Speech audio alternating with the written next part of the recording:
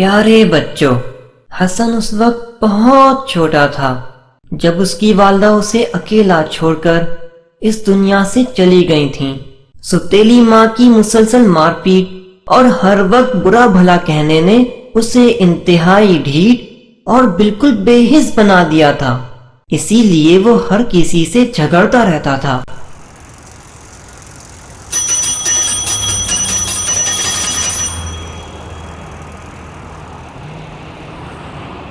ابے او، کدھر منہ اٹھائے چلا جا رہا ہے؟ وہ میں اپنے ماموں کے پاس جا رہا ہوں۔ اچھا زیادہ باتیں نہ بنا، اپنی سائیکل دے، ذرا میں چکر لگا کر آؤں۔ لیکن مجھے دیر ہو جائے گی اور ماموں بھی کھانے پر انتظار کر رہے ہوں گے۔ حسن نے ارشد کی ایک نہ سنی اور سائیکل لے کر فرار ہو گیا، اور 1 گھنٹے بعد آ کر سائیکل ارشد کے سامنے زمین پر پھینکتے ہوئے بولا، لے، اور خبردار جو میرے گھر تک بات پہنچائی تیری کھال کھینچ لوں گا میں۔ ارشد بیچارہ چپ چاپ سائیکل لے کر روانہ ہو گیا۔ کچھ دنوں سے حسن نے اسکول جانا شروع کر دیا تھا، لیکن اسکول میں بھی وہ جلد ہی جھگڑالو اور شریر مشہور ہو گیا۔ ارے وہ دیکھو حسن آ رہا ہے، چھوڑو یار، اس کی طرف مت دیکھو، یہ تو ہے ہی جھگڑالو، ہمیں بھی بدنام کروا دے گا۔ اتنے میں حسن ان کے قریب آ چکا تھا۔ اس کا ایک ہاتھ پشت کی جانب تھا۔ اس نے آتے ہی اپنے پشت پر رکھے ہوئے ہاتھ میں پکڑی چھپکلی ان دونوں پر پھینک دی۔ آخر ہم نے تمہارا کیا بگاڑا ہے؟ کیوں تم ہمیں تنگ کر رہے ہو؟ بکواس بند کر، ورنہ مکہ مار کر تمہارے دانت توڑ دوں گا، سمجھے؟ واہ بھائی واہ، الٹا چور کوتوال کو ڈانٹے، میں تمہیں ہرگز نہیں چھوڑوں گا۔ ارے بھائی چھوڑو مجھے، کیوں مار رہے ہو مجھے؟ اکرم، اس سے میری جان چھڑاؤ یار۔ اتنے میں قریب سے ایک ماسٹر صاحب گزرے اور ان دونوں کو دفتر لے گئے۔ سر، اس نے مجھ سے بدتمیزی کی تھی۔ نہیں سر، یہ جھوٹ بول رہا ہے، اس نے پہلے مجھ کو چھپکلی پھینکی اور پھر مجھ سے لڑائی کرنا شروع کر دی۔ حسن، تمہاری شکایت دن بدن بڑھتی جا رہی ہے۔ تو میں کیا کروں سر؟ حسن، تمیز سے بات کرو۔ سر، وہ کیا ہوتی ہے؟ اپنا منہ بند رکھو ورنہ سخت پٹائی لگاؤں گا، سمجھے؟ کیوں سر، میں نے کیا کیا ہے جو آپ میری بلا وجہ پٹائی لگائیں گے؟ اچھا تو تم یوں نہیں سمجھو گے۔ یہ کہتے ہی سر نے ڈنڈا اٹھایا اور پھر پوری قوت سے حسن کے ہاتھوں پر چلانا شروع کر دیا۔ مسلسل ڈنڈے کھانے کے بعد بھی حسن پر لگتا تھا کوئی اثر ہی نہ ہوا ہو۔ آخر سر تھک کر رک گئے۔ بس، یا اور کوئی حربہ بھی ہے؟ چلے جاؤ یہاں سے۔ شکریہ سر۔ کلاس میں بھی وہ سوالات کے جوابات دیتے وقت شرارت سے کام لیتا۔ حسن، تم کھڑے ہو کر بتاؤ کہ انگریزوں نے کب سے کب تک حکومت کی؟ سر، صفحہ نمبر 110 سے 210 تک۔ خاموش ہو جاؤ، آج کے بعد تم سے کچھ بھی نہ پوچھوں گا۔ گھر کے حالات بھی اسکول سے مختلف نہ تھے۔ حسن، نہ جانے تم کس مٹی کے بنے ہوئے ہو، میں تو تمہیں مار مار کر عاجز آ چکا ہوں، اور تم ہو کہ سدھرنے کا نام ہی نہیں لیتے۔ آخر تم کب ٹھیک ہوگے؟ اب تم بچے تو نہیں ہو، کچھ تو خیال کرو۔ ایک روز تمام بچے اسمبلی ہال میں کھڑے ہوئے تھے کہ اچانک ہیڈ ماسٹر صاحب کی آواز گونجی۔ تمام طلبہ کرام کو مطلع کیا جاتا ہے کہ کل ہمارے اسکول میں ایک شاندار جلسے کا انعقاد کیا جا رہا ہے، جس کی صدارت محکمہ تعلیمات کے سیکرٹری صاحب کریں گے۔ تمام طلبہ اس میں بھرپور تعاون کریں اور اپنے گھروں سے صاف ستھرا لباس پہن کر آئیں۔ دوسرے دن جب ہیڈ ماسٹر صاحب اسکول پہنچے تو اسکول کی سجاوٹ کو دیکھ کر حیران رہ گئے۔ واہ بھائی واہ، تم لوگوں نے تو کمال کر دیا۔ مجھے تو ایسا محسوس ہو رہا ہے جیسے میں کسی دوسرے اسکول میں آ گیا ہوں۔ اچھا، میں ذرا آفس میں چلتا ہوں۔ عمیر، آپ ایسا کریں، ماسٹر ندیم کو کہیں کہ وہ آفس میں آ جائیں، میں ان سے کچھ بات کرنا چاہتا ہوں۔ ٹھیک ہے سر۔ السلام علیکم سر، کیا میں اندر آ سکتا ہوں؟ وعلیکم السلام، جی اندر آئیں۔ سر، آپ کو ہیڈ ماسٹر صاحب نے آفس میں بلایا ہے۔ صحیح ہے، آپ چلیں میں آتا ہوں۔ شکریہ سر۔ سر، کیا آپ نے مجھے بلوایا تھا؟ جی ہاں، وہ دراصل مجھے حسن کی جانب سے کھٹکا لگا ہوا تھا. ایسا نہ ہو کہ وہ سارا پروگرام خراب کر دے. تم ایسا کرنا کہ اس کے ساتھ بہت ہی اچھا معاملہ رکھنا اور طلبہ میں جو کیک تقسیم ہوگا اس میں سے اسے زیادہ حصہ دینا. اسے یہ بھی بتانا کہ جن بچوں کو انعام ملے گا اس میں تمہارا نام بھی ہے تاکہ وہ شرارت سے باز رہے. صحیح ہے سر.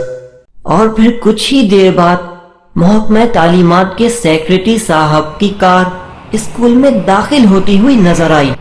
ہیڈ ماسٹر صاحب خود انہیں لینے کے لیے گئے. اتنے میں اسکول کے چپراسی نے ہال کی جانب دوڑ لگا دی. ارے دروازہ اندر سے کس نے بند کر دیا؟ چلو دوسرے دروازے سے داخل ہو کر کھول لوں گا.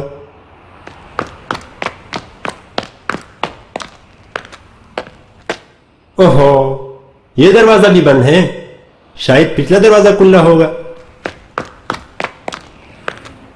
اوہ میرے اللہ، پچھلے دروازے پر تالا کس نے لگا دیا ہے؟ اب کیا ہوگا؟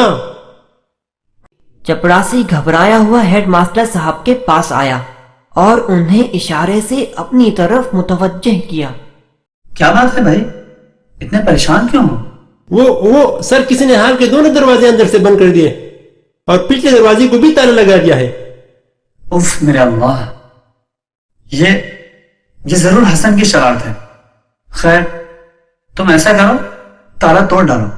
پھر وہ سیکریٹری صاحب کی طرف متوجہ ہوئے اور ان کی توجہ باغ کی طرف کروا کر بولے، سر آپ ایک نظر باغ پر بھی ڈال لیجیے. اوہ ہاں کیوں نہیں، بالکل بالکل. اس کے بعد ماسٹر صاحب انہیں لے کر ہال کی طرف چل دیے. پھر میں سیکریٹری صاحب نے اپنی تقریر میں ہیڈ ماسٹر صاحب کی خوب تعریف کی. مجھے فخر ہے کہ ہمارے اس ملک میں ہیڈ ماسٹر حذیفہ صاحب جیسے لوگ بھی موجود ہیں. واقعی ہمارے ملک و ملت کا قابل فخر سبب ہے.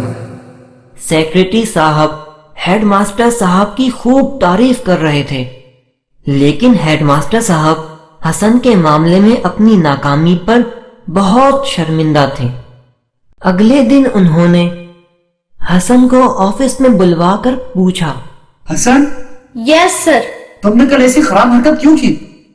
تم نے اتنا بھی نہ سوچا کہ اسکول بدنام ہوگا اور تمہارے اساتذہ کی بے عزتی ہوگی؟ سر میں نے بھی حرکت نہیں کی اور نہ ہی مجھے کسی بات کی کوئی خبر ہے. زبردستی مجھے پھنسانے کی کوشش کی جا رہی ہے سر. حسن جھوٹ مت بولو، مجھے سب معلوم ہے. سر یہ تو وہی بات ہے کہ بد سے بدنام برا. میں کہتا ہوں خاموش ہو جاؤ، مجھے تمہاری کوئی بات نہیں سننی. یہ کہتے ہی ماسٹر صاحب نے ڈنڈا اٹھایا اور حسن کے ہاتھوں پر برسانے لگے. ایک دن حسن بیٹھا ہوا سوچ رہا تھا، اس مرتبہ کوئی ایسا کام کرنا چاہیے کہ ہیڈ ماسٹر صاحب سے اپنی مار کا بدلہ چکایا جا سکے. لیکن میں کروں تو کیا کروں؟ ارے واہ، زبردست آئیڈیا، اب تو مزہ ہی آ جائے گا. اپنے منصوبے کو عملی جامہ پہنانے کے لیے چھٹی کے وقت وہ باتھ روم میں چھپ گیا. جب تمام اسکول خالی ہو گیا تو حسن چپکے سے نکلا اور ہیڈ ماسٹر صاحب کے کمرے کی کھڑکی سے اندر کود گیا اور چپکے سے سالانہ امتحان کے پرچے اٹھائے اور اسکول کی پچھلی دیوار سے کود کر گھر چلا گیا. پھر جو ہی وہ اسکول میں داخل ہوا اسے معلوم ہو گیا کہ اس کی چوری پکڑی گئی ہے اور اب اس کے بارے میں مشورے ہو رہے ہیں. ادھر آفس میں تمام اساتذہ حسن کی مخالفت میں رائے پیش کر رہے تھے. سر پانی سر سے اونچا ہو چکا ہے، حسن نے چوری کی ہے. سر اسے تو پولیس کے حوالے کرنا چاہیے. سر کم از کم اسے اسکول میں رکھنا تو سراسر بیوقوفی ہے. اسے یہاں رہنے دیا گیا تو دوسرے لڑکے بھی خراب ہو جائیں گے. ایک گندی مچھلی پورے تالاب کو گندا کرتی ہے. سر اگر اس بات کو نظر انداز کر دیا گیا تو اسکول کی کوئی حیثیت نہ رہے گی اور ہم لوگ بدنام ہو جائیں گے. سر ہیڈ ماسٹر صاحب تمام باتیں خاموشی سے سنتے رہے، لیکن ان کے دل سے یہی آواز آ رہی تھی، تم نکمے ہو، پڑھانا نہیں جانتے. کیا صرف مارنا ہی علاج ہے؟ کوئی نئی تدبیر کرو. حسن کو تباہی سے بچانا تمہارا کام ہے. तुम उस्ताद हो, बाप से ज्यादा मेहरबान, कुछ तो सोचो।